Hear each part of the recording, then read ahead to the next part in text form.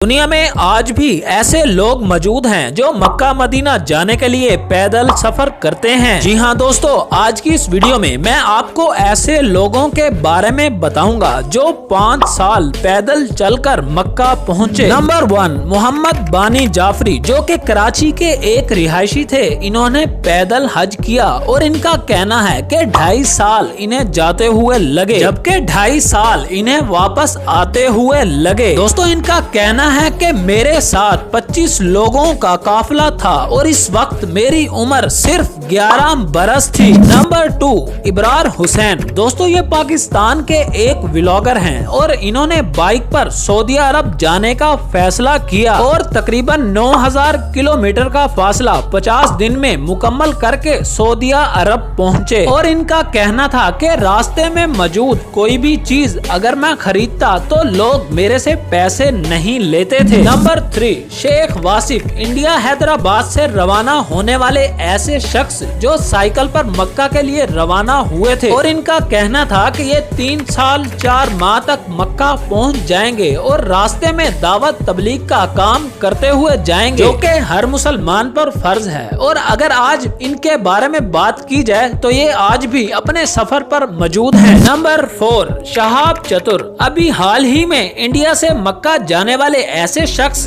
जो पैदल ही सफर कर रहे हैं, जिनकी उम्र 29 साल है, जबकि पेशे से वो एक डॉक्टर हैं। दोस्तों, आपको बताता चलूं कि वो रोजाना 25 किलोमीटर सफर करते हैं और उनका कहना है कि वो 1 साल तक मक्का पहुंच जाएंगे, जबकि रास्ते में आने वाले तमाम लोग उन्हें खुश आमदीद कर रहे हैं। तो दोस्तों, आप लोगों की क्या राय है इन लोगों के बारे में कमेंट बॉक्स में जरूर आगाह कीजिएगा। और अगर आपको हमारी वीडियो इंफॉर्मेटिव लगी है और ऐसी ही मजे की वीडियो देखना चाहते हैं तो हमारे चैनल को सब्सक्राइब करना मत भूलिएगा।